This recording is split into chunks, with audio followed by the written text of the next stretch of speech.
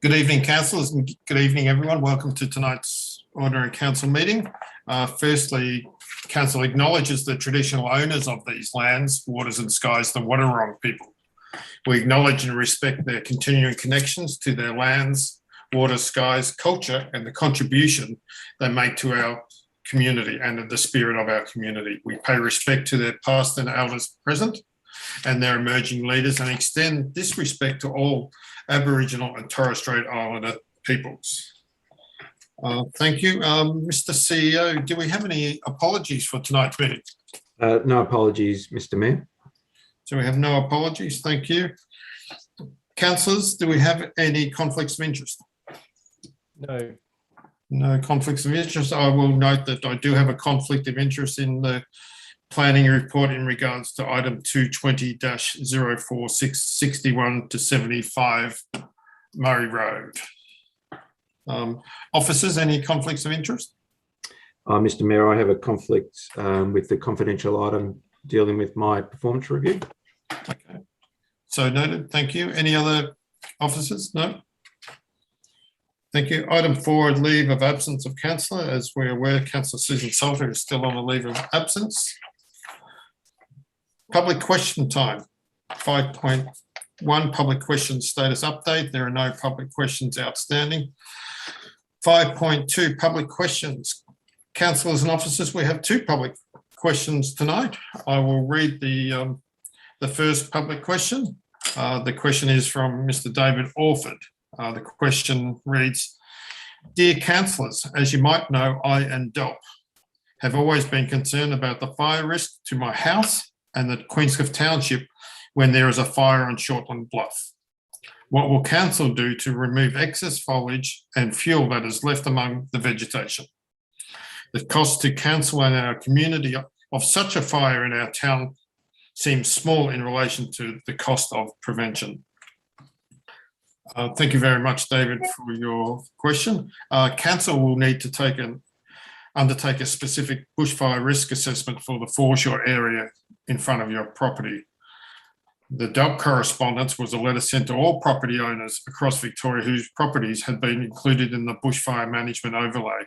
The advice in the letter was not based on a specific risk assessment for the property. Depending on the recommendations in the bushfire risk assessment, council will then need to work with DELP to determine what permit approvals might be required to undertake vegetation management actions. So thank you again, David, for your letter. Public question 2 is from the QCA. The QCA wrote to the planning department some weeks ago regarding the proposed 37-metre Telstra tower to be located on the residential and botanic park side of the Oval HO11 in relation to the combined EME figures from what could be 3 operational towers within 500 to 600 metres of each other in Queensland. Other towers exist within or near the borough boundaries. It is understood council derives financial lease returns from these towers.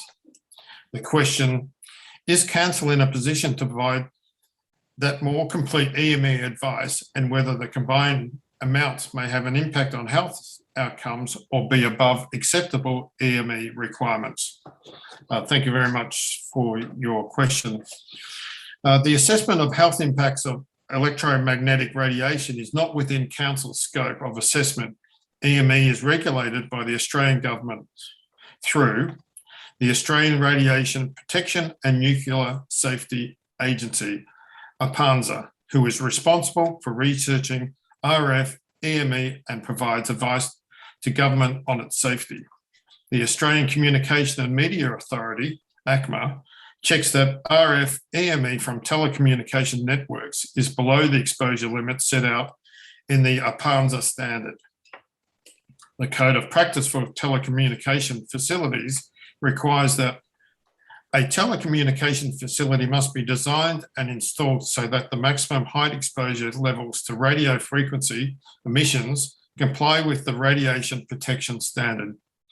Maximum exposure levels to radio frequency fields, 3 kilohertz to 300 gigahertz, APANSA, May 2002. The applicant has provided an EME analysis report, which also includes outputs from the existing Optus and Vodafone towers on the site. The report confirms the combined output from all the towers on the site will be between 0.7 and 3% of the total output allowed under the relevant standards based on distances of between 500 and 50 metres from the tower. Also note to the QCA that the councillors have also requested a briefing on this project as well. So there are our 2 public questions. Thank you very much. Item 6, confirmation of council minutes. 6.1, ordinary meeting of council, 25th of August 2021. Council, there is a recommendation there that we accept the minutes as distributed as an accurate record. Can I get someone move that? Move Councillor Hewitt. Second, Councillor Grout. Any discussion? If not, all those in favour? Thank you. So moved. 6.2, Audit and Risk Committee meeting minutes, 6th of September. The officer recommendation is that the minutes of the Audit and Risk Committee meeting held on 6th September 2021 as distributed be confirmed as an accurate record. I will move that motion because Councillor Salter was an apology, so I was the only councillor present, so I'll move that. If I can get someone to second that motion. Councillor Grugel, thank you. Any discussion, councillors? No, I just, Mr. Chair, I just wanted to bring to your attention, or maybe to the officers and anyone looking on Zoom on page 9. I just wanted to point out the external auditor representative, John Gavins. He did provide an update to council, but he also commented in that paragraph that the borough staff on a timely and comprehensive supply of information during the audit process. And that's a credit to obviously yourself and Gihan and his financial team for working really closely and well with our auditors. So well done to all. Thank you, Mr. Mayor. Thank you. Item 7, record of assembly of councillors. We have the record of assembly there at adjunct to item number 7. Councillors, the recommendation that the record of assembly of councils as presented in adjunct to item 7 be noted. Someone move that, please. Councillor Hewitt and second Councillor Grout. All those in favour? Thank you. So moved. Item 8, notice on motion. 8.1, notice on motion status update. There are no motions on notice outstanding. 8.2, motion on notice. There's number 2021-583, changes to Victorian State Government Planning System. File is QG 2901702. In accordance with the Borough of Queensland Governance Rules, notice was received by the Chief Executive Officer of the following motion on the 16th of September 2021. This notice on motion has been put forward by Councillor Grugel. So Councillor Grugel, there is a recommendation before us. Yes, I have a recommendation that was posted up. I'd like to make just to read it out. Yep, certainly. My recommendation to council is that note that the Victorian government is currently considering significant changes on the planning reforms. It maintains that the interests of the borough community should be placed first in state government planning reforms that affect the borough, and continues to advocate that A, the state government engages in consultation with our community and our council on any planning reforms proposed prior to the reforms being introduced. And also B, the state government acknowledged that the community's voice must remain central in the planning decisions and planning reform.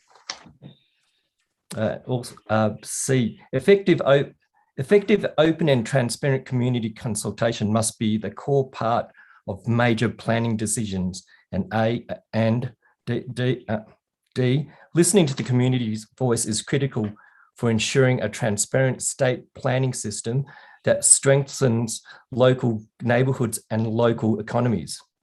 Also, 3, I'd also like rights to the Minister for Planning and Shadow Minister for Planning, requesting that effective, open and transparent consultation be held with both local governments and local communities on the proposed planning reforms before any planning reform decisions are made.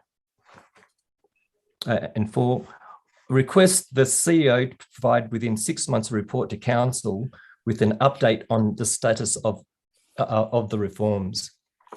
I'd like to put that to them. Yeah. So you're moving that motion? Yes, I'd like to move that motion. Thank you.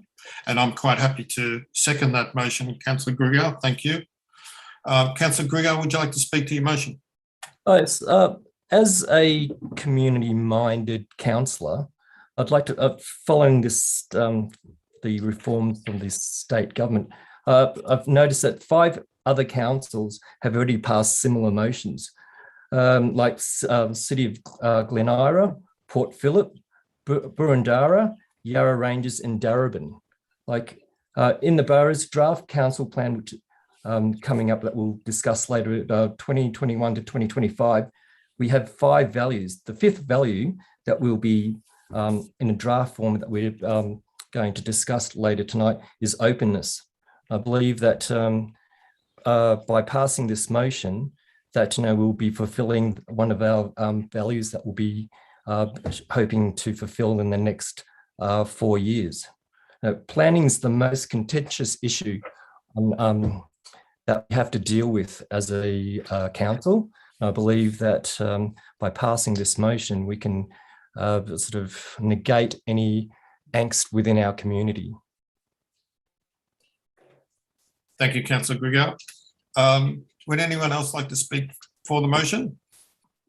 Would anyone like to speak against? Oh, sorry, Councillor Grout. Yeah, can I ask CEO a question at this stage, Mr. Mayor? Certainly, yep. I just wonder if the CEO can inform us if he's had discussions about this with other councils. Through you, Mr. Mayor, certainly the CEOs have been given a preliminary briefing about the proposed consultation around the reforms and some broad outline of what the reforms might contain. Out of that meeting, the CEOs as a group and the regional CEOs have provided a message back to the department that consultation is absolutely critical, and that we think the next step, the most critical step, should be to actually consult with the elected members and the councillors. Thank you. Anything else, Councillor Grant? I feel comfortable with that. I think, yeah, I don't have serious concerns about this, but I'm happy to support the motion as it's been adjusted and read out by Councillor Grigor. Okay, thank you, Councillor Grant. Councillor Hewitt, any comment? I support Councillor Grigor with the push for additional transparency and a commitment to transparency in relation to any planning reforms, as with any other matters. So thanks for the proposal, Councillor Grigor. Yep. Thank you, Councillor Hewitt. Councillor Grigor, to finish, any further comments, finishing comments? Oh, no, thank you. I just think it's just important that we be as open and transparent with our community. And just delivers that. I know one of my promises as an elected in the campaign that on my trial site to deliver an open and transparent government. Yep. Thank you, Councillor Grigor, and well said. So we have a mover and a seconder. Can I put that to vote? All those in favour? That's so moved. Jackie, I'm just checking. Jackie, you'll just need to make sure you've got a copy of that change to the recommendation. Yes, I have. Thank you, Mr. Mayor. Okay. Thank you, Jackie. Yep. Councillors, item 10, functions attended. We have a list before you there. As you can see, we're all still doing lots of Zoom meetings where possible. The officer recommendation that the functions attended report be received. That's moved by Councillor Hewitt. Second, Councillor Grout. Any discussion, councillors? If not, no, thank you. I'll put that to the vote. All those in favour? Thank you. Item 11, Chief Executive Officer Report, 11.1. I'll hand over to the CEO. Thank you, Mr. Gill. Mr. Mayor, would you like to table it before? No, that's all right. Look, I'll just take the report as read and happy to take questions if certainly. Yeah, I'll certainly, can I get someone to move that we accept the the CEO report. Councillor Grigau, thank you. Seconded by Councillor Hewitt. Thank you. Any questions for the CEO? Councillor Hewitt. Thank you, Mr. Mayor. Thank you once again, Mr. CEO, for your wonderful CEO report. I just wanted to request just a bit of an update in relation to the dog beach erosion. Just very conscious of the upcoming summer season and the state of that. I know you're doing some great works behind the scene with Delp and the Minister. I just wanted to request maybe we get another update at the next meeting or subsequent meeting, just conscious of the safety issue that's being posed there. So thank you for the work on that. And yeah, just a request that we get another update soon. Thank you. Thank you, Councillor Hewitt. Is there anything you'd like to add now, Councillor? Sorry, Mr. Gill. Mr. Mayor, yeah, I can certainly advise that I've been speaking to officers at Delp this week, and we've scheduled in a public safety audit and an assessment of the dog beach erosion area. I've spoken to them about what we would like to see occur there. They're going to come back and once they've done an audit and work with us around a program of works that may address any concerns that are raised through that audit. So they're being actually quite responsive on this issue, which is fantastic. Excellent. Thank you, Mr. Gill. Councillor Grout. Yeah, really, Mr. CEO, I want to congratulate you, first of all, on the report, but also on your election, I note, to the Climate Emergency Australia. It's so important to work towards aligning the three tiers of government in action on climate change in order for us to make a difference in this country. As we have done with COVID, there has been a national framework established to address that other existential threat to our country. So well done. Thank you, Councillor Grout. Councillor Grigau. Yes, Mr. CEO, just regarding the Queensland Hub update, due to the building sort of restrictions that's just recently been enforced in the building industry, are we foreseeing any further delays and any further cost to the completion of the project? For you, Mr. Mayor, I think it is reasonable to anticipate that there will be some further delays. The lockdown of Geelong has limited access to a number of the trades that were attending our site. In terms of the costs, the cost is a fixed sum contract, so we don't see we're not anticipating any cost overruns that we haven't already encountered with some latent conditions on the site. So yes, there probably will be some time delays, but there won't be any cost overruns. Thank you, Councillor Grigau. And I'll probably just add, yeah, as in the CEO's report here, where the construction, they're currently working on about 20% capacity with even though, with the construction industry, and us being out of lockdown, we still have limited numbers allowed on the site as well. So that's having a detrimental effect on the progress of that. Councillors, so we do have a mover and a seconder. I'll put that to the vote. We accept the report. All those in favour? Thank you. So passed. Item 12, Community Wellbeing. 12.1, Event Sponsorship Applications 2021, Round 2. Welcome, Carly Douglas. Good evening. To me? Yep, to you, Carly. Thank you, Mr. Mayor. Thank you so much. I'm here this evening to present the Council report on event sponsorship applications round 2. The purpose of this report is to present to councillors a summary of the assessment of the applications received for round 2. This also follows the council briefing on the 8th of September. And just to make sure you're aware, council event sponsorship policy seeks to support and promote a healthy, involved and creative community. So that's the intent behind this. I take it as read, and would you like me to read out the applications? No, I don't think, yeah, we know the applications. Yep. And I know the councils will go through those with the recommendations there. So, councillors, there is a recommendation there. Councillor Grigger, I think this is in your portfolio. So I'd like to, the recommendation I'd like to put forward is for applicant 1, which is the Bellarine Lighthouse Theatre Group, and to help celebrate their 20th year anniversary, would like to grant them a sum of $3,500 for their application for this grant. Applicant 2, which is the Cottage by the Sea Annual Fair, we sort of declined their application and maybe look at if they could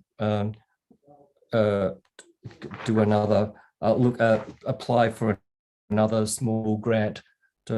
Applicant 3, which is the Plastics Oceans Australia, that's another decline to the application, and we would ask for them to apply for another grant that might be more suitable. Applicant 4, the Lonsdale Board Riders, would like to support their application for the Gromsday Sounds of Summer and Lighthouse concert for their requested grant of $5,000. And applicant 5 for the event of Bell's Fine Art, would like them to maybe consider another grant and give us more details, but we wish them all the best in the future. And for applicant 6, the Queenscliff Art Prize, yet again, we would like to see them to really come back to us at a further date with more details on their event, so we can look at their sponsorship. Thank you. Thanks, Councillor Grigger. So there's a motion there, councillors. Can I get someone to second that motion? Councillor Grout, thank you. Councillor Grigger, would you like to speak further to your motion? It's due to COVID. I think it's good that we can look to support the arts community as a whole, but I think we very much have to follow the grants policy, and would like to look at the next round and say we can help foster a more inclusive and application to benefit the entire community. Thank you very much. Councillor Grout, you second the motion. Would you like to speak to it? Yeah, look, I'll just add to Councillor Grigger a little bit of clarity, I think, more for the Cottage by the Sea application, which we've declined. We do support Cottage by the Sea as a local charity that does great work, especially with young children and young children from all over the state. And the development of young children is sort of made them a sort of a national charity that's got national attention. And they got fabulous support, and they get fabulous volunteer support within our community. Our community already is sort of helping with the fundraiser by, volunteering, but also buying the goods in the fundraiser. So we felt that actually supporting a fundraising event was not really appropriate. So if the Cottage come back to us with some other proposal, we'd certainly be more kindly disposed. On the Plastics Ocean, with that sort of proposal where we're looking at information that's really useful for our community about banning, in this case, plastic contaminating our land and water. If that was more integrated into say schools or some of our local community groups and was driving more at sort of behaviour change, we would be more kindly disposed to that. And I think Councillor Grigger both suggested that the 2 art prizes would need a little bit more work. So we like the idea that's there, but we thought they did need more work. and more participation, clear participation from some of our community organisations and businesses. Thank you, Councillor Grau. Councillor Hewitt, would you like to speak it? Thank you, Mr. Mayor. I'd like to echo what Councillor Grau and Councillor Grout have said in relation to these applications. Also, just wanted to thank the community and the applicants for coming forward. I know it's a difficult time coming out of COVID, and having the thought to think if in the future and put lots of time and energy into setting these up. And making the application. I'd really commend you because it is a really difficult time. And I'd also like to thank Carly and the team for reviewing all these and assessing it and making some really detailed notes to us for our consideration and making further inquiries upon request. So we really appreciate all the detailed analysis that you provided us. Thanks, Carly. And I'm thrilled that we are able to provide funding to the pantomime show and also to the Groms Day, Sounds of Summer and Lighthouse concert, and I'm really looking forward to hearing about or attending those events. So thank you very much for all applicants and again for the council officers. Thanks. Thank you, Councillor Hewitt. I'd sort of like to echo my fellow councillors' comments and about all the people that have submitted for funding, and thank Carly, Shannon, and all the officers who have done the groundwork to get it to this point here, and certainly for those events that have missed out, certainly keep in contact with Carly and the team. So whether we can work closely with you in the future to have a look at other ways of we can help you as well, and maybe help with the application process there as well. So, councillors, we do have a mover and a seconder. I'll put that to the vote. All those in favour? That's so moved. Thank you very much. Thank you, Carly. Thanks very much. So, councillors, we move to item 13, local economy. There's no reports. Item 14 is the environmental sustainability, no reports. Planning and heritage, item 15, 15.1, the planning permit activity report. Mr. Rajaratnam, we have your report there. I'll just get councillors. There is a recommendation that we accept the planning activity report. Can I get someone move we accept that? Councillor Grout, and seconded by Councillor Hewitt. Councillors, any discussion, or Mr. Rajaratnam, any comments they'd like to make in regards to your report? No, Mr. Chair, the report's fairly straightforward. You get it every month. We'll obviously be making some changes moving forward, but it's fairly self-explanatory, I think. Thank you very much. We seem to be at a level playing field at the moment. We tend to receive 14 applications and we finalise 14 applications. So we've got a level playing field, which is really good. Any questions in regards to the planning report, councillors? Just the report as such? If not, no, I'll put the motion forward that we accept the planning report. Thank you. That's so moved. Yep. Councillor Grout. Yeah, can we please note in our minutes that briefings have already been requested for the following two items.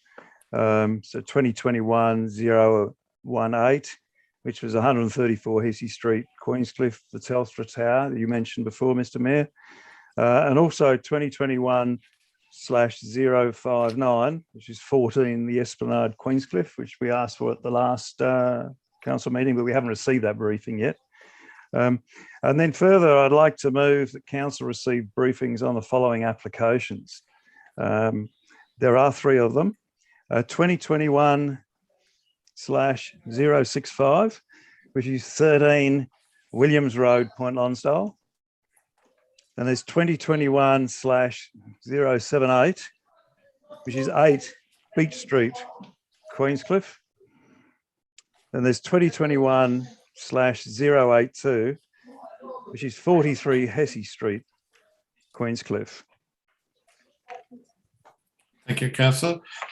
So we have a mover. Councillor Grout's moved those. Can I get someone to second that, please? Second, Councillor Grigau. All those in favour? Thank you. Passed. Thank you. And can I further move, Mr Mayor, that council remove officer delegation conferred under section 47(1) of the Local Government Act 2020 in response to the number of submissions received in planning policy matters associated with the following two applications. So 2021/067, which is 5 Beach Street, Queenscliff, and 2021/048, which is 200 to 204 Point Lonsdale Road, Point Lonsdale. Thank you, Councillor Grout. Can I have someone second Councillor Grout's motion? Second by Councillor Hewitt. All those in favour? Thank you. So passed. Thank you. Thank you, Councillor Grout. Councillors, item 16, governance and performance. 16.1, council plan 2017 to 21 final report. Mr. CEO.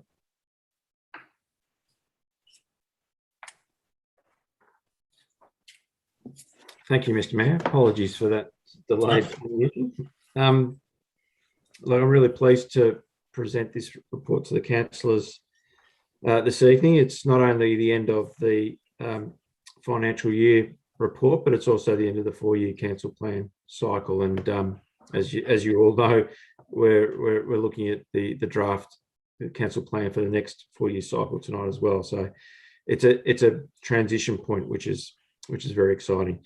I won't go into too many details, except to note that there have been some significant achievements in the last 12 months, despite the prevailing external conditions, and also some great achievements over the last 4 years, as well as a lot of change. You know, it's when you look at the 2017 and 21 council plan, if you look at the executive officers, you look at the CEO, and of course now we have a new council. There's been a lot of change, but through that, the organisation's managed to continue to progress, improve, and roll out some significant projects, like, for instance, the climate emergency response plan that we adopted late in the last year's financial cycle.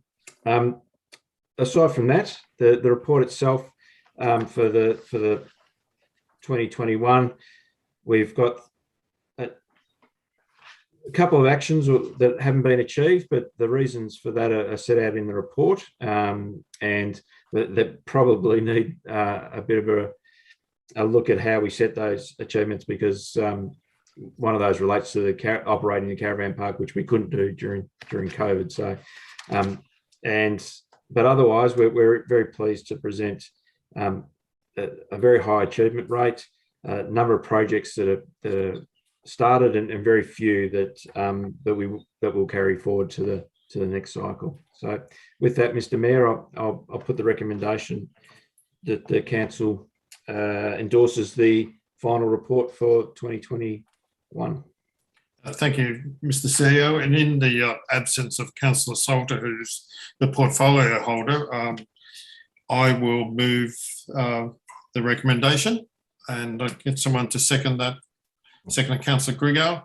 Do we have any questions for the CEO in regard to the final report? Just checking, Councillor Grigor, you've got your virtual hand up. Yes. Yep. Fire away. Yes, just taking this as a basis, I'm questioning to the CEO, sort of, you know, to ensure that we deliver a successful sort of outcome to the people of the borough. Should council be taking on projects that have a low possibility of success, successful outcome for the people? Should we maybe you know, filter out sort of projects that we would definitely know that we're pursuing, that have a low chance of success? So we may be reducing the workload for the council officers to use your time more efficiently. Through you, Mr Mayor, thank you for the question, Councillor Grigor. There's probably two things I'd say to that. I think that the process we've been through to develop the community vision and this council plan has done a fair bit of that filtering, because it has had much more significant community input into the strategic objectives that councils have considered. So it's got everybody on the same page. Otherwise, I do agree with the point you make about taking on projects that we haven't planned properly, and we don't necessarily know if we can achieve the outcome, and that's certainly something that this new council has. It's been a bit of a mantra for you, and also towards the end of the previous council, that a position that was taken, which was that we would spend a lot more time planning, a lot more time understanding what the implications of the projects are, and as you quite rightly say, that'll hopefully put us in a position where the community is coming with us on projects, and also reducing the amount of work that the officers need to do chasing their tails on projects. Thank you. Thank you. Councillor Grant? Yeah, really, I just wanted to give you a bit of a shout out, I think, Mr. CEO and the council operations, because you mentioned just one of the items that you managed to knock off this year. I shouldn't say knock off, should I? That we achieved this year in the Climate Emergency Response Plan, which in itself was a really significant achievement. And there was a lot of work went into just that. But in addition to that, getting stuck into the improved council website, I think it's been a really good initiative. I know there's been some there's trials and tribulations in when you try and do something like this, and we're experiencing quite a lot of suggestions from our community on how to improve that. I'm pleased to see that continuous improvement of the website is something that we've embraced. Look, I think the work we've done with the aged care service and the decision we made during the year to continue to support aged care services in this borough is a fabulous outcome. And having a zero wait list is a great achievement. The construction work we know started on the hub, and there's also construction work started on the boat ramp. I mean, they're both big projects. And in addition to that, we've also knocked off again. There we are. Here we are. We've completed fairly successfully, from what I can tell, the Point Lonsdale Tennis Club improvement. So I think that's a pretty big checklist of items for a little borough. So well done, Mr. CEO, and well done to your staff. Thank you, Councillor Grant. Oh, sorry, Mr. CEO. Yeah. Councillor Hewitt, any comments? I just, wholehearted thanks and congratulations. It's a terrific achievement. I mean, you got given a curveball again with COVID for yet another year, and you and the team have managed to excel. It's always difficult, I suppose, when you get a plan 4 years prior to really be able to, when circumstances change, be able to do absolutely everything in the manner that was anticipated 4 years prior. But I think you've picked it up and you've run with all these items so well, and you've been so flexible and adaptable to the circumstances, and really listening to the community and taking charge, the direction from them. So congratulations, and we'll very much look forward to rolling out the next council plan and all your success in achieving those items. So thank you very much. Thank you, Councillor Hewitt, and certainly as Councillor Grout put, there were a couple of things we haven't been able to knock off, but some of those I think certainly have been out of our control as well in regard to the food organics, etc., and also obviously with the caravan parks, working on those, really COVID hit us, and it's pleasing that the earthquake hasn't caused us any disruptions today. So we try to throw another curveball at you, but certainly from your point of view, Mr. CEO, obviously you've come into council with a council plan already in place, so you've had to work with that council plan, but also, as Councillor Grout and the other councillors mentioned, that with the COVID being thrown in there, but also with climate change emergency also, I think you've done an outstanding job. So congratulations to you and your team. So we did have a mover and a seconder. If there's no further comment, I'll put that to the vote. All those in favour? Thank you. So passed. Thank you. We move to item 16.2, the 2020-21 quarterly financial report as at 30th of June 2021. We welcome our Manager Finance and Corporate Services. Gihan, welcome. Thank you, Mr. Mayor. Councillors, I would like to provide an update about this paper because it covers our 2020-21 year-end financial results. So as mentioned on the page 50 of the agenda, the actual accumulated cash surplus at 30th June is 651,000 against the forecast of 307,000. So there's an increase, and it is mainly due to the further savings that we have seen in relation to our other operating expenses, mainly around material and services. The most important result is what we look at is the underlying result. So council has reported an underlying deficit, in other words, an operating deficit of 1.6 million for the year. This is largely driven by 442,000 accounting loss associated with the demolition of the old Queensland Historical Museum building to make the way for new Queensland Cultural Hub. And this is purely an accounting adjustment, and it does not have any cash flow impact. And the other, the factor which has really driven this deficit, a reclassification of 862,000 from capital expenditure to operating expenditure incurred on electrical infrastructure assets owned by third parties in relation to Hesse Street South upgrade project. So if we exclude the impact of these one-off accounting adjustment, council has achieved an underlying deficit of 149,000 for the financial year. So this deficit is after 560,000 net impact in the financial year due to ongoing COVID-19 pandemic. So if you look at the balance sheet, the total cash and investment at 30th June is 8.6 million, of which 4.2 million have been allocated for specific future purposes. So that means it leaves 4.4 million as unrestricted cash as at 30th June, which is more than council's total liabilities as at that date. So as 30th June, we have 315,000 outstanding receivables, of which only 18%, that is 50,000, is outstanding for more than 90 days. The council settled the loan in full during the financial year, so council has a debt-free balance sheet.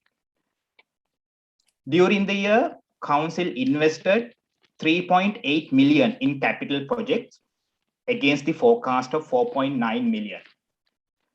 So this 3.8 million is the highest amount council has invested in capital work for the last 10 years. The final settlement in relation to the sale of Murray Road land did not take place before the end of the financial year as we forecasted earlier. The sale is now expected to be finalized by October 2021. Explanations for key variance against the final forecast are included at Appendix 4. Councillors, before I conclude, I would like to bring your attention to page 4 of the Appendix 4, the quarterly financial report. The comprehensive income statement. We need to comply with accounting standard, general purpose financial formats in preparing this statement. As a result, in some instances, this statement can be misleading if we do not interpret this in relation to other financial statements.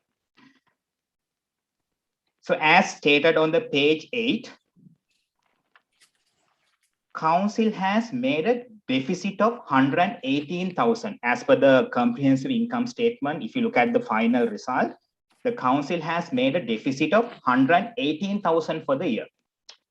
However, if we exclude the impact of the accounting adjustment that we discussed earlier, council has recorded a surplus of 1.3 million. But again, this 1.3 million surplus does not accurately reflect how council has managed its operations. On the comprehensive income statement, we have capital grant as an income, but corresponding capital expenditure in excess of the depreciation expenditure is on the capital work statement. So it is on the page 40, it's a different statement. And again, all of those capital expenditure has not been financed through capital grant we received during the year. We have received some grant in advance in previous years. So we can see that in the statement of changes in equity, it's on page 12. So again, unfortunately, it is not that straightforward. So, however, we have these ratios that we can use to better understand financial performance, as those ratios take into consideration those interdependencies to a greater extent. So again, if I come back to the page 51 of the agenda, here, council performance has been analyzed using WAGO financial sustainability indicators. So based on those results, what we can see, council will continue to be considered low risk in all but adjusted underlying result for the 2021 financial year. And now we know the true underlying deficit when you consider those one-off accounting adjustment. And again, the reason for us to have 149,000 underlying deficit for the year. So councillors, based on the information presented, council has managed its financial performance extremely well, despite challenges the council is faced with due to this ongoing pandemic. So the recommendation before you tonight, councillors, is set out on page 49 of the agenda. Thank you.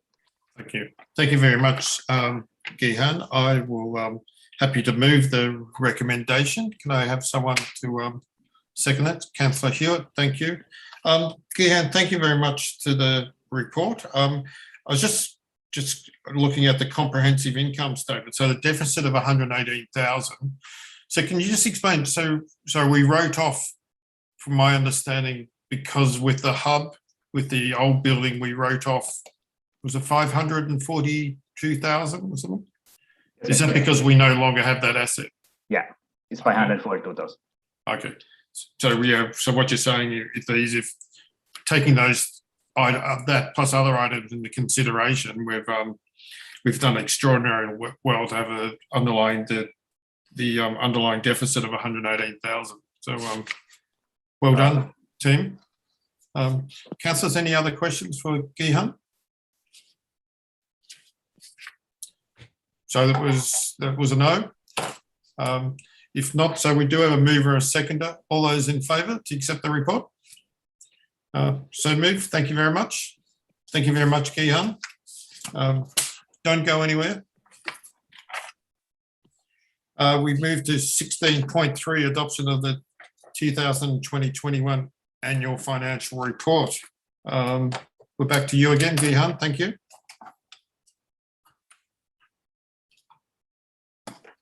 Thank you, Mr. Mayor. Sorry.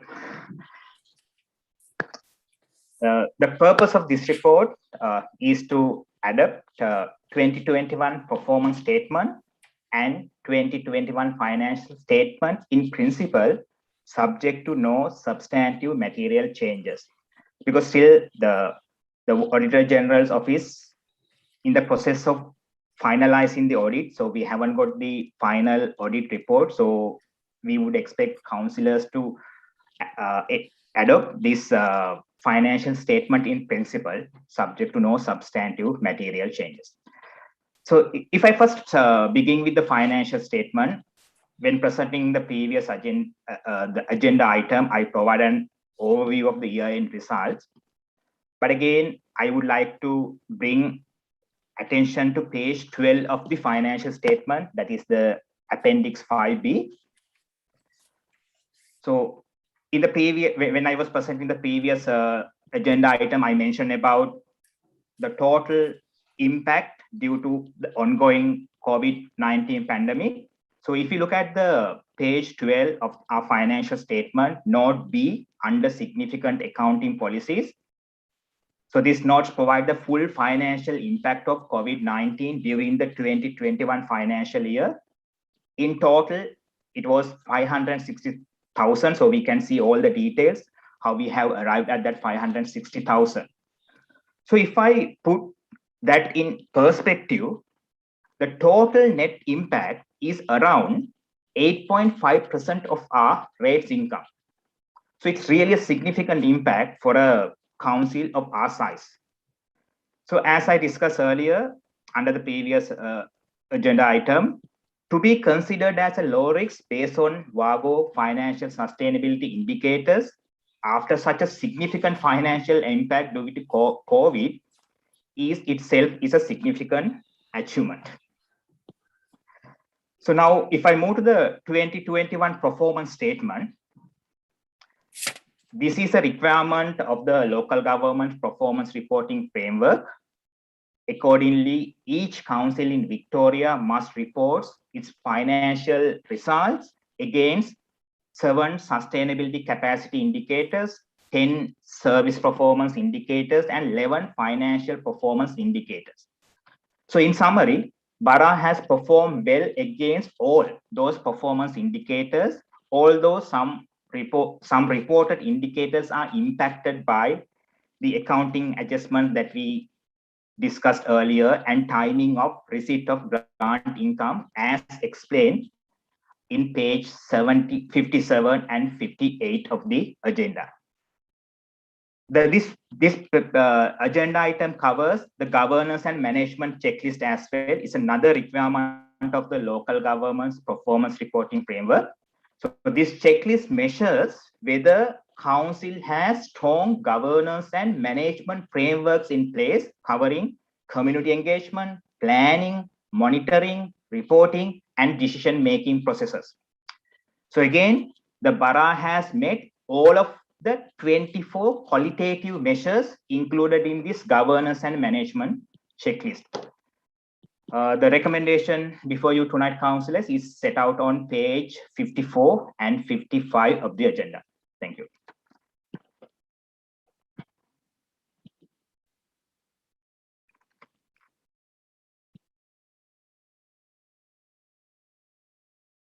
You're on mute, Mr. Mayor.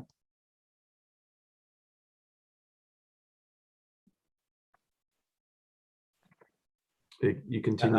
Mr. Mayor. I do apologise. I was on mute. I've been letting the dogs in and out the back door, so I do apologise. As you couldn't hear me, I was just saying that I'll get someone else to move and second this motion because I do form part of this recommendation. So if I can get someone to move the recommendation. Thank you very much, Councillor Grout and Councillor Hewitt. Thank you. All those in favour? Oh, sorry, I just apologise. Any questions for Gihan before we take the vote? Michael, Councillor Grout. It's just, yeah, thanks so much for this report, Gihan. It's got lots of information in it. And I just want to ask you about a couple, if you can just comment on a couple of indicators. Expense per head of the municipal population. So this is on page 57 of the meeting agenda. So do you mind commenting on the indicator, which is expense per head? What does that figure of 4,282 refer to? Through Mr. Mayor, thanks, Councillor Grout. So that particular the indicator, so we take our total operating expenditure that we have incurred during 2021 financial year, and we divide it by our population just to see the average expenditure per person in our municipality. So the challenge that we have again, because we have to take the operating expenditure as per our comprehensive income statement. So then it captures all of those accounting adjustments, the accounting losses, and everything that we discuss. So when you include, it's a bit high indicator, but when we exclude those, so our current year indicator is in line with what we have seen in the past. But again, having said that, in our case, we will always see a much inflated indicator because we have a very low population number.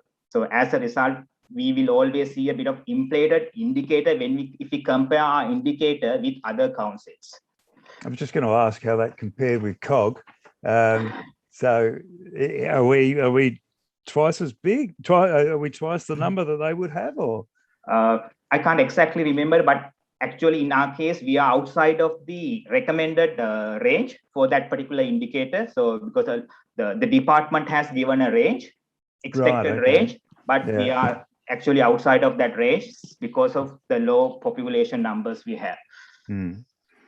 Okay, no, thanks, Gihan. And yeah, thanks so much for putting together this report. We have a lot of confidence in your ability to help us manage our finances, and achieving the underlying result looks like it's all coloured in red here. But we've had a fair bit of discussion about that, and I feel much more comfortable that that's a little bit of an anomaly through our, just the way our finances work. And we do seem to be in quite a sound position. At the same time, I don't see that we've got buckets of money here. You're just managing, or you and the rest of the staff are really managing the funds that we have very frugally and very effectively, I think. Thank you, Councillor Grant. Councillors, any further questions for Gihan? No, I will. That's been moved and seconded. All those in favour? Thank you. So passed. Thank you. Thank you very much, Gihan, as always. Item 16.4, the draft council plan. I'll hand over to introduce the topic to the CEO. Well, thank you, Mr. Mayor. And I feel that I probably should get one of the councillors to introduce this item, because you've worked so hard on it and you spent so long thinking about it. Look, I'm really pleased again to present this draft council plan. It has its formation is based on a number of community engagement, a lot of community engagement feedback, and then fantastic work by the community panel. And then, as I indicated, the work from yourselves to really shape the plan for the next 4 years. And what I've appreciated in the discussions that I've been privileged to be involved in is that through the community and the council, there's realisation that about who we are, what we can achieve, and we've set our aspirations at a level that reflects what's important to us, but also reflects the fact that we need to be careful about maintaining financial sustainability and making sure that we protect those things that are important to us, which, as you'll see in the council plan, are the environment, the heritage, and that sort of connectivity and spirit of community that's so strong down here. So I'm happy to put the recommendation to you, and happy to take questions, Mr. Mayor. Thank you, Mr. CEO. I'm happy to move the recommendation. Can I get a seconder for that? Seconder, Councillor Grant. Comments, councillors, or questions to the CEO? I'd like to say something, because we have put a lot of work into this. We councillors do own this draft plan, and now we're inviting scrutiny and improvement suggestions from our community. So well done, other councillors. We worked through a lot of community suggestions, and we've developed this draft 4-year plan that we think is going to deliver the council services that largely will meet community expectations. There was a lot of debate, a fair bit of problem solving. There's been some compromise and reality checking, and now we're over to you for some commentary and about what we're proposing for the next 4 years. So thanks, other councillors, for collaborating in this exercise, and again, Mr. CEO, thanks for your help. Thank you, Councillor Grant. Councillor Hewitt. Thanks for the opportunity to speak. Thank you to everyone who was involved, like the community vision. There was a myriad of people who spent time providing their input. There was a community panel who gave up time, particularly on the weekends. to provide input into the council plan, and also I'd like to thank in advance the community who will once again provide further feedback on the draft that we've proposed. Council officers, Martin and Connor in particular, thank you so much for all the work that you put in to this. You start with a blank page, and then we've ended up with many a page, and that doesn't happen without lots of thought, consideration, and judgment based on a number of factors, particularly while trying to ensure that we have financial sustainability into the future. The council plan sets the framework for the next 4 years, and we've tried really hard to get it right, balancing, as Councillor Grau has said, community expectation and needs with the resources of our council. Again, reiterating that we ensuring that we have the financial sustainability into the future.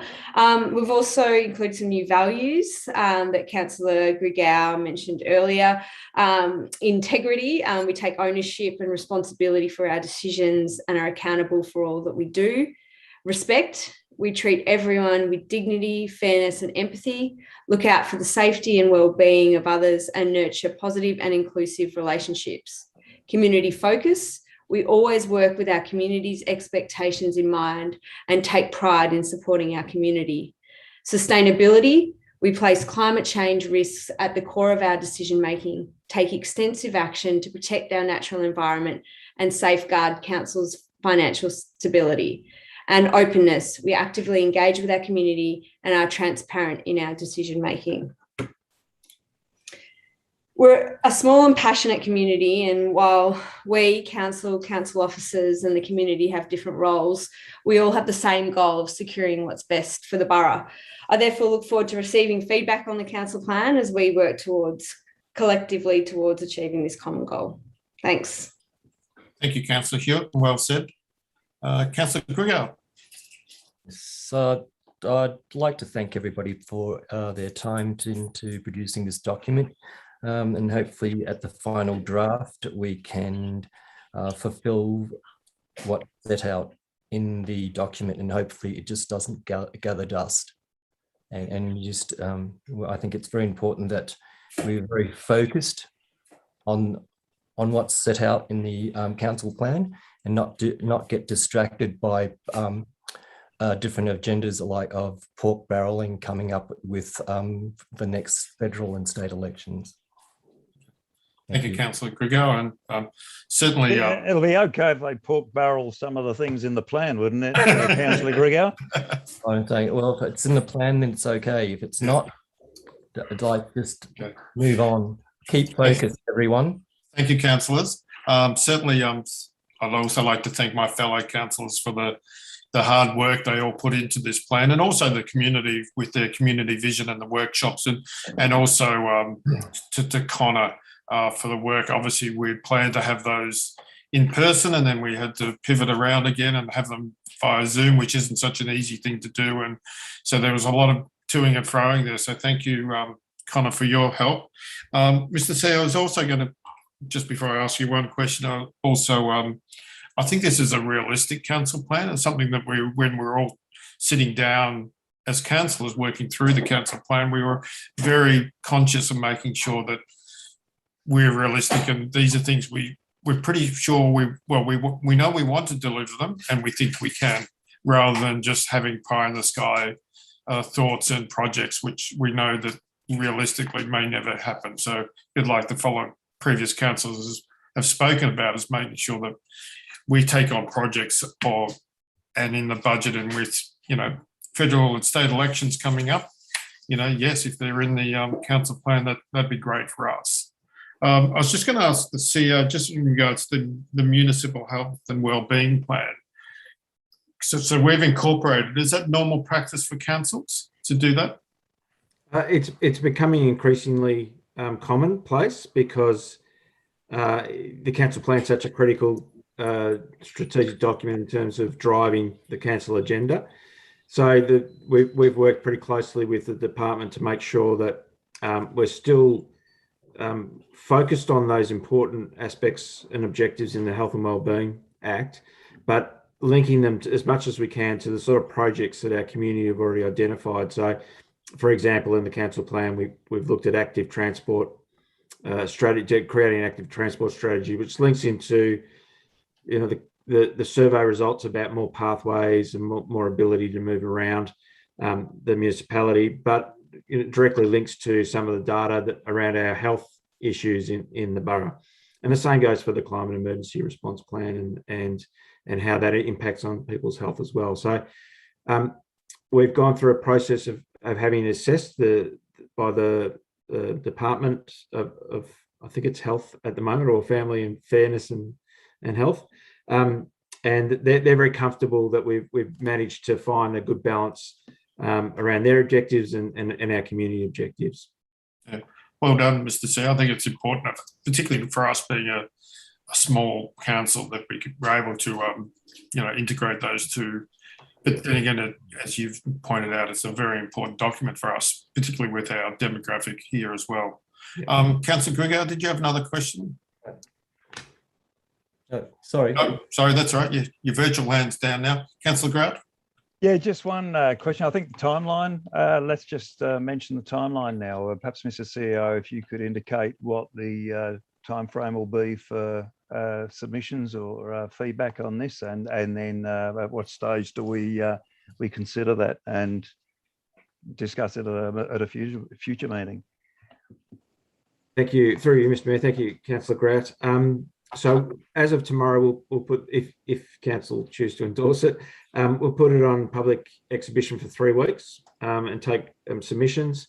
We'll then brief council in anticipation of bringing it to you at the October ordinary council meeting for adoption. And if we do get it adopted at that meeting, we'll meet our statutory requirements to have it completed by the 31st of October. It's been a bit of a tight thing, but as the Mayor mentioned, best laid plans about community consultation, we got pushed out, and it was important that we did slow down and take the time to make sure that we spoke to the community and community panel, but it just pushed us a bit tight at the end here. Thank you, Are you suggesting that people making submissions, they be very succinct and to the point to assist us in meeting our statutory obligations? Through you, Mr. Mayor, I would never risk telling my community how they'd like to make their submissions, but it would be helpful. And I won't even ask what happens if we don't pass it in October. So that's and as Councillor Grout asked, the recommendation does show those timelines that we need to work to as well. Councillors, any further questions? If not, I'll put it to the vote. All those in favour? So moved. Well done, councillors. Good job. 16.5 draft financial plan, 2021-2031. Welcome back, Gihan. You're looking into the future for us. Thank you, Mr. Mayor, again. Again, we know this is again another requirement of the Local Government Act 2020, and this is linked to Community Vision Council Plan. So this is a plan for a 10-year period, and nowadays it is virtually impossible to make a accurate prediction that far in advance. Yes, this plan is less certain compared to our financial budget, but this financial plan has a different purpose. The financial plan provides the long-term direction about how the council should manage its financial performance over next 10-year period to deliver community expectations in line with the council plan and community vision, while ensuring financial sustainability of our operation. So that's the purpose of this financial plan. This draft plan has been prepared based on various assumptions, and those assumptions are detailed on page 7 and 8 of the appendix 7, the draft financial plan.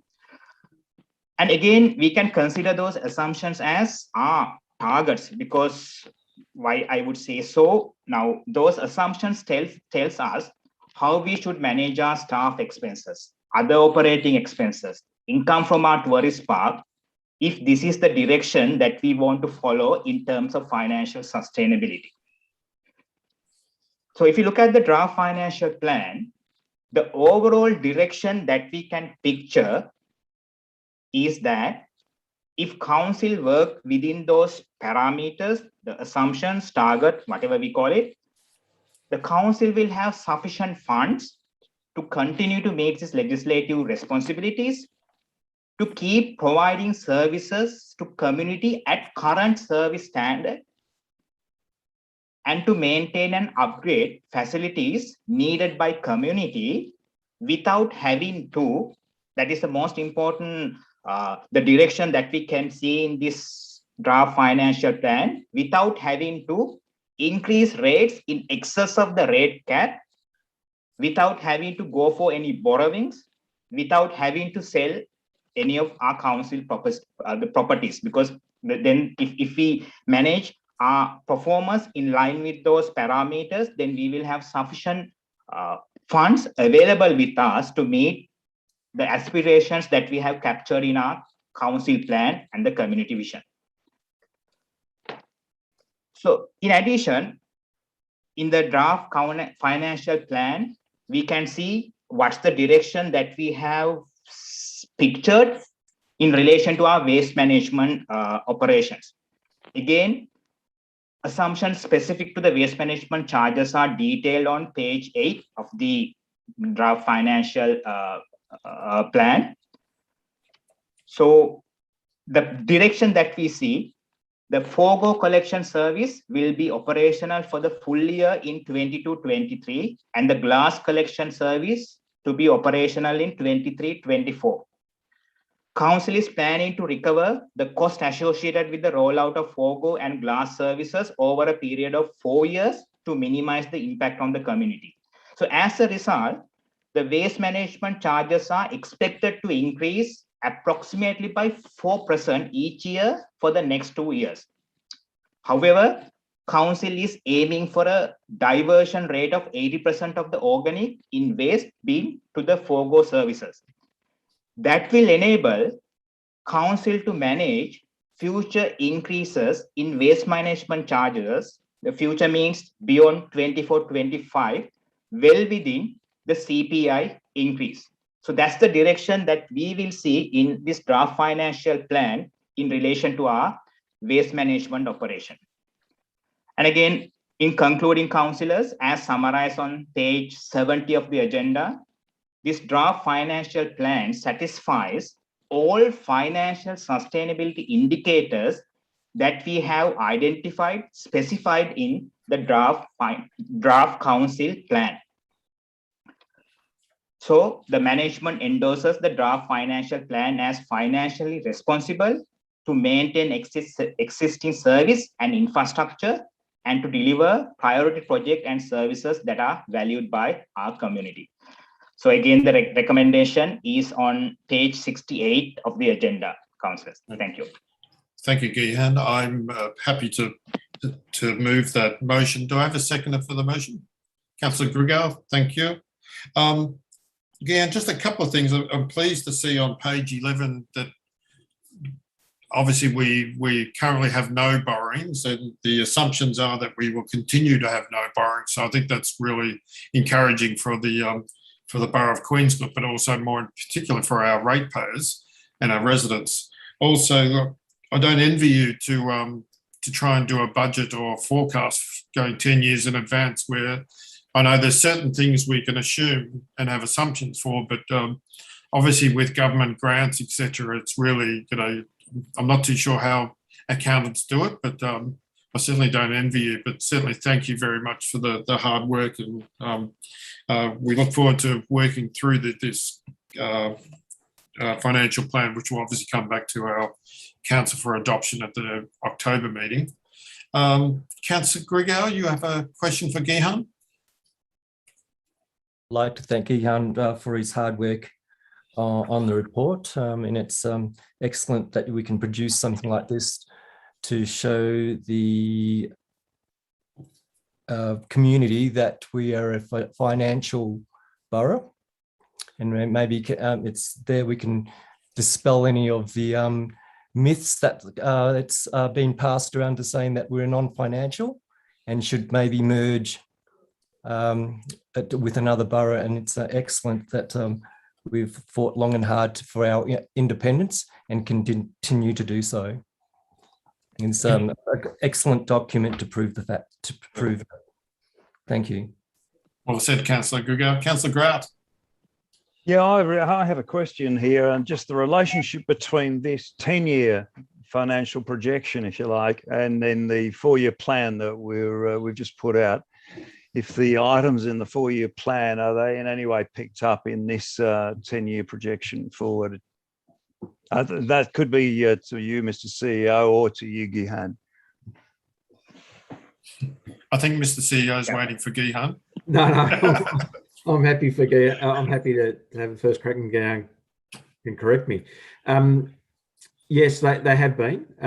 So as much as we could in terms of we're still working at a fairly high level with the council plan, but what we have brought across is projects that are already on the books through previous decisions of council, and then we've taken to put some money for finances around some of those actions that we know that are going to emerge out of the council plan, but most of those come through the secondary plan. So, for instance, the climate emergency response plan. So we know that there's some actions there that we're going to need some funding and investment in. So we've carried those through. We know that there's some decisions that we'll need to make in the next 12 months around replacement of our toilets, for instance. So we've done some estimate work around that for the next couple of years. And of course, we're working on some other projects that council's already committed some budget to. So it's a combination of taking our best shot at what we've got on the books, and also having a look at what we anticipate will come out of the council plan and putting some figures around those, so that at least we're painting as realistic a picture as we can. And Gihan will speak to this. I'm sure that the intent with these documents, especially with the first time that we're doing it, is that we'll continually review them, and that we'll have a much clearer picture at the end of this financial year, and then we'll be able to update and adjust if we need to make sure that we keep striving for that outcome of financial sustainability. If I've understood correctly, then so we've put in then we're accounting for, if you like, the known things in our council plan that we're bringing forward with us, and some of the items that we can put dollar numbers to, but there are items for which we would still need to seek funding for them to proceed, and there are also items which may incur costs that at the moment we're unable to put dollar numbers around. So it's quite a complicated process, this one. Yeah, and through you, Mr. Mayor, it's a very good summary, Councillor Grad, and we're also, Gihan and I, are conscious that we haven't even got our asset management plan yet. So it is a complex process, and but as we've done in the past, we've tried to be not so much conservative, but to be true about what we understand the cost will be, and not try to hide the fact that it's going to be important that we manage our finances very, very well to stay sustainable. Yeah. Thank you very much, Mr. CEO. Gihan, how did the CEO go? Do you need to add any more comments to that? Through you, Mr. Mayor, I think just to add one point, I think the CEO mentioned the same thing. So we will consider this as a living document. So every year when we do our financial budget, we will revisit and update our financial plan. So then we will reprioritize some of those projects, and those changes will get captured as we move on. Yeah. I think it's also important to note that this is the first time councils have had to do this. So this is part of the new Local Government Act, that you actually have to do a 10-year plan. So this is the first time we've had a go at it. And yeah, true, it's a working document like most budgets, but this is being 10 years, as we've seen in the last 18 months, the world changes quickly sometimes on us. Councillors, any other questions for Gihan? If not, I will. We have moved and seconded. All those in favour? Thank you. So moved. Thank you, Gihan. Councillors, item 16.6, instruments of delegation. So I'll ask the CEO to introduce this topic. Thank you. Oh, thank you. And through you, Mr. Mayor, this is a bit of housekeeping that we need to do. So as the councillors are aware, there are a number of functions under a number of pieces of legislation that the council can delegate to the CEO, and then in turn CEO can delegate to officers. And these are generally administrative functions, that we need to do on a daily basis, and if we otherwise weren't delegated, would take up all the council's time. When really what we want the council to focus on is things like the council plan and the finance plan. So we did a review of all the delegations in September 2020. The Local Government Act requires us to do another review within 12 months of the election. So we've undertaken that review, and in the recommendation there, you'll see that there are a number of changes that we're making. They're significant only in that they reflect the fact that other pieces of legislation have changed throughout that period of time, and so we're making sure that we're aligning our delegations with the provisions of those pieces of legislation. I'm more than happy to take questions, but otherwise the recommendation's there for you. I'll get someone to move and second the recommendation first. Move Councillor Hewitt. Someone to second that one. I'm quite happy to second that one. Thank you. Councillors, any questions for the CEO? No, you've done an excellent job, Mr. CEO. Well done. I'll put that to the vote then. All those in favour? So passed. Thank you. Next item is item 16.7, sexual harassment update. I welcome HR and Governance Coordinator, Jenny Walker. Thank you for joining us, Jenny. Thank you, Mr. Mayor. And firstly, may I thank you all councillors for inviting a report on such an important topic. I think some of the media reports this year, particularly coming out of incidents that have occurred at, say, even our federal parliament, are very distressing. And I think it's important that we always continue to work on preventing sexual harassment in our own workplace. While I'll take the report as having been read, I would like to make a few comments. One of the reasons I think the Victorian local government sector is so well placed to address preventing sexual harassment in the workplace is because of a report that the Victorian Auditor General's Office recently did. It was handed down in December 2020. And the report included a survey of nearly all councils in Victoria, not only of staff, but councillors as well, asking them about their experiences of sexual harassment in the workplace. And the results of that survey were frankly disturbing. It found that just over 1 in 4 staff and councillors had experienced sexual harassment in that 1 year period that was being surveyed. While many of those doing the offending were senior colleagues or co-workers, nearly a quarter of those perpetuating the offences were actually members of the public. So our staff are experiencing sexual harassment from the public. The report also found that workers at greater risk of sexual harassment were young women, LGBTQIA+ people, people with a disability, and those in customer-facing roles. And also worryingly and frustratingly, only 2% of those who experienced sexual harassment made a formal complaint to their council. On a positive note, though, the VAGO report has given councils 11 recommendations focused on understanding, preventing and responding to sexual harassment in council workplaces. And at the borough, we have accepted 10 of those recommendations in full and 1 in part. And we've already been working through those recommendations with many action items already completed. As a workplace, we are committed to creating a culture in which sexual harassment simply has no place. And we also are working towards an environment where our staff and our counsellors alike not only feel safe, but are safe. So I again thank you, counsellors, for your support in this important area and also for being leaders in this space. Thank you, Mr. Mayor.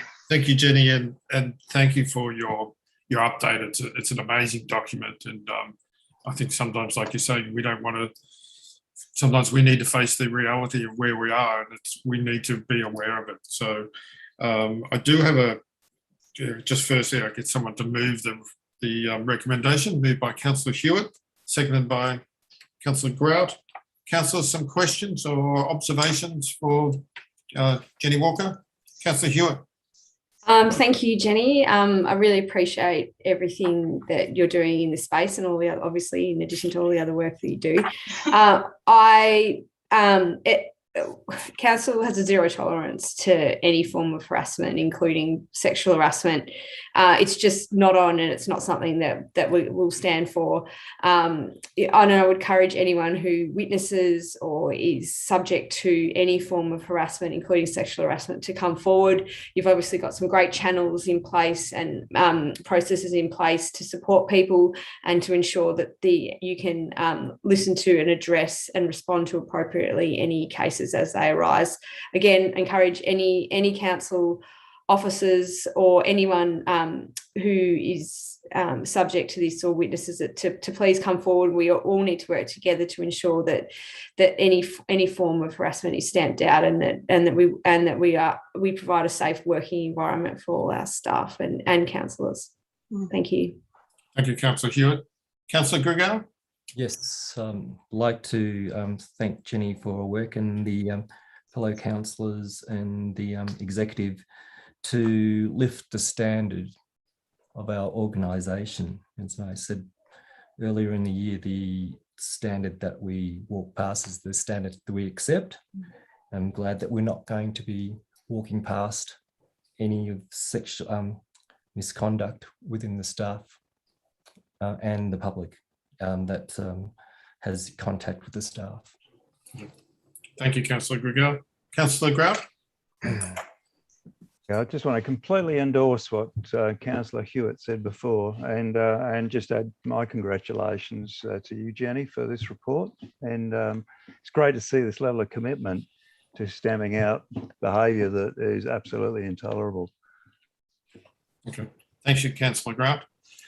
Councillors, we'll put that to the vote. All those in favour? Thank you. So moved. Well done, councillors, and really great work, Jenny. Well done. Thank you very much for your efforts. Thank you, Mayor and councillors. Councillors, we move to item 17, authorisation of signing and sealing of documents. There are no reports to consider. Question without notice. No questions without notice outstanding. 18.2, questions without notice. Councillors, do we have any questions without notice tonight? If not, no, thank you. Item 19, list of council meetings, planning review meeting if required on the 13th of October, and our next ordinary council meeting, which will be the 27th of October, which should be a comprehensive meeting with our council plan and financial plans up for adoption. So we look forward to that meeting. Thank you. Item 20, closed session of meeting. That in accordance with the sections, excuse me, 66(1) and 66(20) of the Local Government Act 2020, the meeting be closed to members of the public for the consideration of the following confidential items. 20.1, confirmation of the confidential council meeting minutes from the 25th of August. 20.2, applications to place a memorial or plaque. 20.3, Queensland Recreation Reserve amenity spot construction contract, and 20.4, Chief Executive Officer matters. Can I get Councillor to move that we, Councillor Hewitt, thank you. Councillor Grout, thank you very much. We will just wait for Connor to let us know that we've got out of camera.